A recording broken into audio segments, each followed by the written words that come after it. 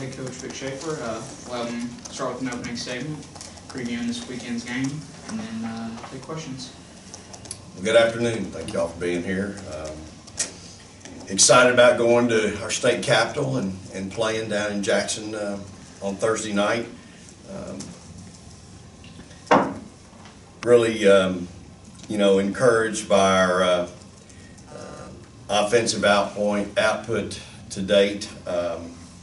We've got a lot of kids that can really do some special things offensively. And looking at our stats, we've got 6-7 kids shooting, 53% or better, and 6 of them are in the 60s, and 2 of them are in the 70s. So just they're obviously we're pretty skilled offensively, and we've got to do some things defensively and rebounding, and it's early, it's November, and so coaches always got to keep that in mind. And hindsight's always 20/20, and good night's rest cures a lot of issues. So I'm proud of our kids where we are right now at 4-0, and I'm excited again to go to Jackson. I'm really proud of Jessica being the player of the week, well deserved. I think people across the country, and especially in our conference, are seeing what I've been saying all along, and that she is a versatile player who has vastly improved. Her skill set is really hard to deal with. She can do so many things offensively and defensively. Right now she's already got 10 blocks in 4 games to go along with her offensive game. And I've been saying this, she's got some of those same attributes that a pretty good player in our league named Misha Williams had. And she's certainly not there yet, but she's got a little bit of that game to her game, and that's what makes her so special. So I think we still need to see her do it night in and night out, and we need to see her do it against some size. That's where she hadn't seen yet, but to see her do it at the level she's done it at so far is certainly encouraging. And so congratulations to her, and again, I think it's well deserved. The kids worked really hard on their game. If you raise your hand, we'll get a mic to you. We'll go to Danny and then Steve. We've pretty much addressed it already with Jessica, but I think Tierra used the term poised upstairs just now. It hasn't really taken her a long time to get to that far. Just talk more about the short time she's been able to get to this point. Yeah, she's confident, and she knows I'm confident in her. She's got the green light. There's not a shot that I don't want her to take. She's really improved her range. I think the encouraging thing right now, she's shooting 76% at the free throw line.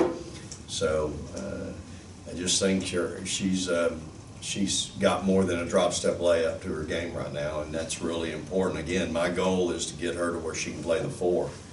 You can have a 6'5" player down there, and we can move some of these bigger, have a bigger wing presence out there. You can do some things defensively and offensively that can really create some problems for folks. So I think she's added some things to her game and certainly developed some things. And again, just proud of her. Appreciate all her hard work that she's put in. Steve. Coach, you and the ladies have taken the show on the road in the state of Mississippi several times, and fans kind of take over the arena no matter the opponent. But this is kind of a home game away from home in Jackson. Mississippi State does that in basketball and baseball. How do you feel about those games when you can kind of take the show to the fans? Yeah, I love it. I have enjoyed that part of it. This state is so special to me, and it's been special to our program and to all our teams here at Mississippi State. So I love it. We've been to Biloxi, we've been to Jackson, trying to get to Tupelo at some point, but to be able to go back to Jackson this year is really special, and I'm hopeful that we'll have a big crowd down there, and for some people that aren't able to get up here and see us play. And so I do enjoy that, and again, appreciate the opportunity to go down there. With Brian and then Ben. With Jessica taking off so quickly, replacing Tierra, what kind of mindset does a player have to replace a superstar and do so effectively? Yeah, I think first of all, you got to be a confident player. I think you know, and then the other thing, you better have a skill set to go with it. It's hard to be good if you don't have a skill set. And then I think she knows I've got her back, and I'm equally as confident in her as she should be in herself.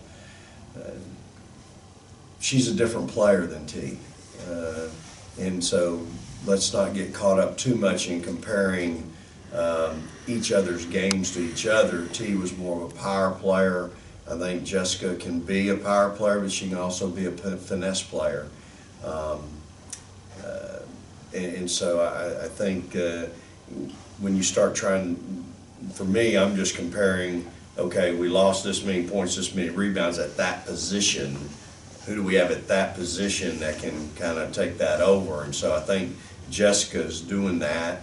You know, we can look at some other positions that we lost and we're maybe lacking in some of those, but we've picked it up in others. You know, we're really rebounding. Chloe and her are doing a great job. I need some others to pick it up in rebounding.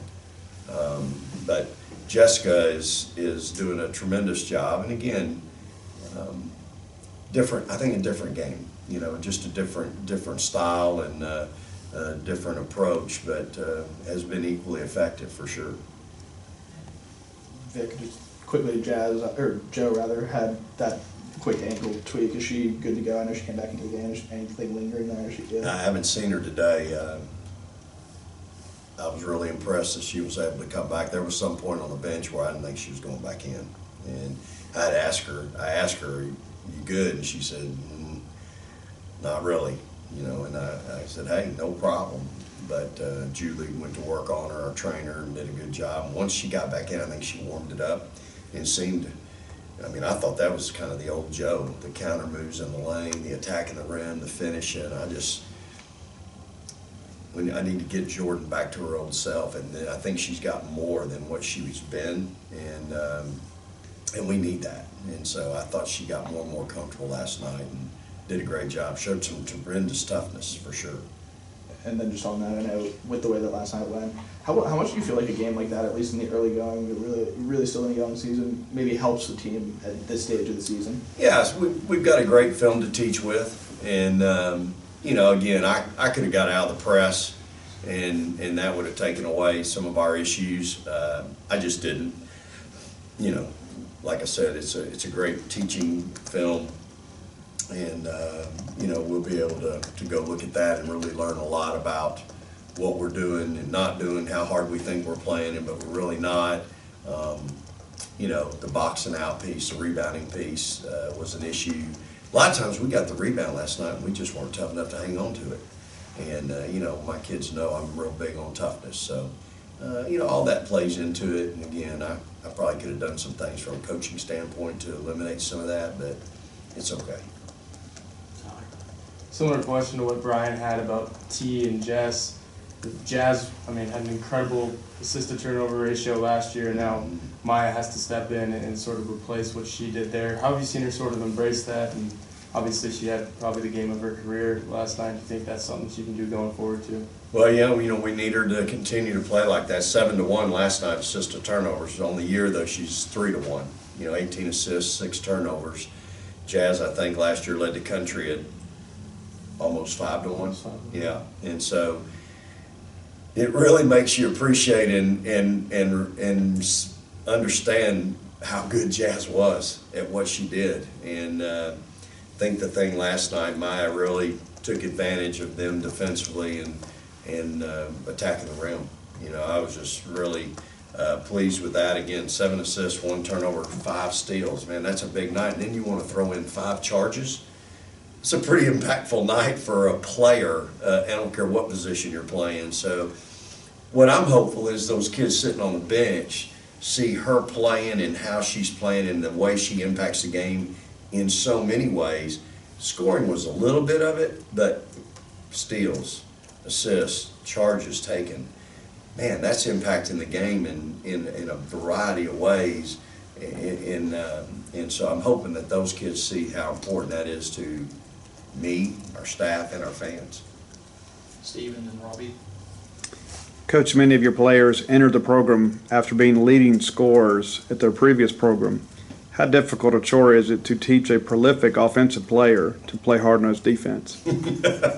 Yeah, we could write a book on that. And again, I just think it's them understanding the importance of playing both ends.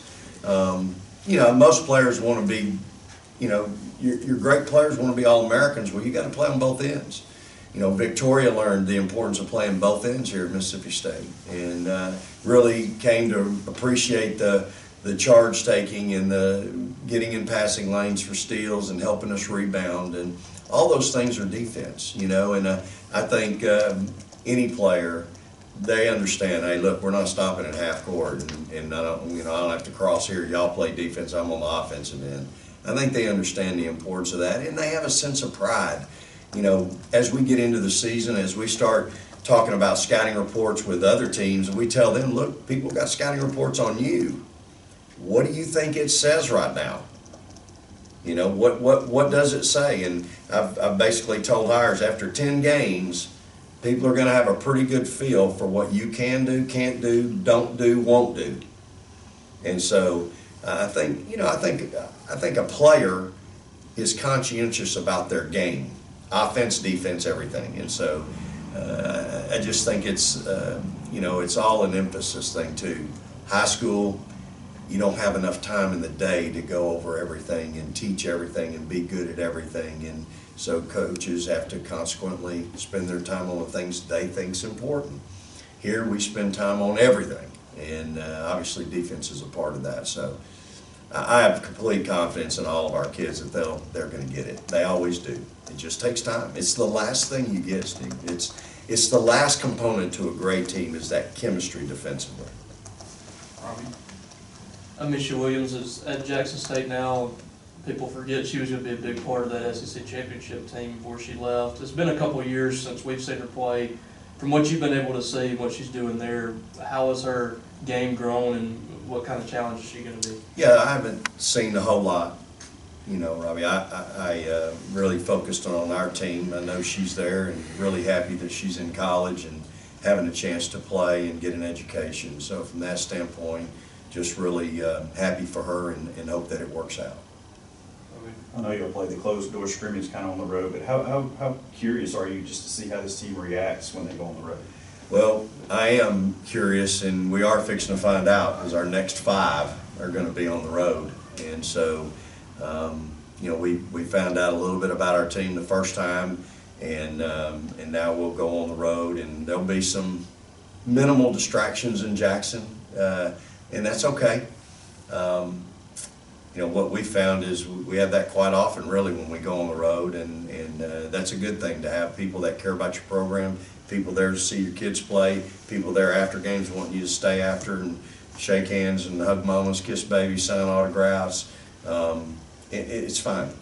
But with this team, with our youth and our inexperience, 6 new players, it'll be good to take them on the road, and again, we'll learn something about them. We have some hindsight talking to you and Maya last night. You wanted to put the 4 players on the board, and said she told you no. And she mentioned she wanted to bring the energy last night. It did seem like she played a little different than she has the first few games. Do you see her kind of blossoming into what you want at point guard, both as a leader as a point guard and kind of what she does on the floor too? Yeah, I see her growing. And that's the thing that you want to see any player do, and especially your point guards. There's just so much responsibility that comes with the position, fair or unfair. It's just the way it is. Same thing's true with the quarterback position in football. It's just the way it is. And for her, Maya's such a great kid, sweet kid, and human nature is we want to be liked. We don't want to ruffle the feathers of our friends. We don't want to make them mad, but the thing you have to, as you get older in life, you have to you have to separate. Okay, we're buddies off the floor, but right now we're fixing to go to war. We're fixing to go to battle. We got to get things done. We got to get things done the right way, or we're fixing to go to practice. Hey, we got to do things this way in practice, and there's accountability piece that you want to try to instill and hope that your players will instill in each other. the best locker room is the locker room that holds each other accountable, where the coach doesn't have to do it, but the players do it. And I think for her, as with any player, especially young players, that's the piece that's the hardest to really deal with, because you don't want to make anybody mad. They're your buddies, you know. But I say it all the time, y'all. We send them in the film room early in the season, and I tell them, look left and look right. That's your buddy, but can they help you win? That's a you sit any team in any locker room, that's your buddy, but can they help you win? And I think that's the question that any competitor has to ask themselves, and everybody has to understand. I'm here to help you win. Yeah, we're friends, but man, I'm here to help you win. I'm in the foxhole with you. I've got your back. You got my back. And that's what's hard sometimes with young people, because the accountability piece, holding your buddy accountable, again, we don't know all the things that go on in kids' lives, what kind of day they've had, what kind of morning they've had, what test they might have failed or they did great on, or what's happening back home. And so by the time you get to practice, there's no telling what some of the things that are going on in a kid's life, and you don't know how they're going to react to that. So there's a lot in that answer, but the bottom line is I am pleased with her growth. I think Dee's done a great job with her, and she's showing some signs of being able to handle what comes with the position other than just the playing. Okay. Vic, you mentioned Chloe's rebounding. I know it's only 4 games in the season, so the averages maybe don't necessarily speak to it, but she's at almost 7 a game now, up from about 4 last year. Is that something that you expected her to sort of take a step in, or is that something y'all kind of wanted out of her more this year? Yeah, absolutely. I need Rakia to jump in there with her. I really need Rakia to help us rebound a little better. She's right now at 2.5, and I need her and Chloe at about 7. And if we can keep Jess in that 8, 9, 10 range, now you got a chance to make up for what you lost in T and Riel. You're not going to get 2 people to take up what you lose in those 2, but I think you can do it by committee. Last night Joe had maybe 6 or 7. I think it's been 6. Yeah, and so, you get Joe in there helping you battle, which she will. It gives you a chance. Jemiah is really competitive off the bench. Jayla's a heck of a rebounder at the guard position. And Aaliyah wants to rebound, but I've got her at point guard, and I can't ever rebound, but she wants to get every rebound. Well, I got to get her back. That's part of our transition problem, is that she's trying to help me rebound, and I appreciate that, but baby, you can't do that. You got to get back. So, it's a committee thing, and we've just been real fortunate, obviously, when you got T getting 14 a night, and then you add Anriel to that mix, who was in double figures most nights. I mean, you can get spoiled standing around and realize, I ain't even going in there because I ain't getting it from them 2. Well, them 2 aren't here anymore. I already asked a few questions about Maya, but just a big picture question. Obviously, you've had the case where a lot of your guards especially, they don't get significant playing time until they're juniors, maybe even seniors. A lot of people probably forget, she's a redshirt sophomore, so just big picture, what she's doing now, does she have the ability to be, one of the better guards that you've coached? You've coached plenty of them, obviously. Yeah, sure. I think, again, she's in what would have normally been her junior year, but we were able to save that first year, and which is a real blessing. And I think where you're really going to see that then is when she's 22 and 23 playing against 18 and 19-year-olds. That's where you see that redshirt year really come into effect and be give her a real advantage. But I do think the kid is developing, and I'm certainly encouraged by her. And again, nobody wants to develop and be better than her. She wants to be there, and it's not that she doesn't want to put in the work or doesn't want to put in the time or doesn't want to be responsible or doesn't feel I don't want to be accountable for it. It's not it. Maya's a great kid, and she's working, but she's young, like you said. This is only her 2nd year of playing at this level, so I think she's obviously shown us some growth here in this first month of the season, but I want to see it against some university ofs. And I think that's where we're headed right now. And so, but I think she'll be ready. I do. I have a lot of confidence in Maya, and I think she's going to be ready. Anything else?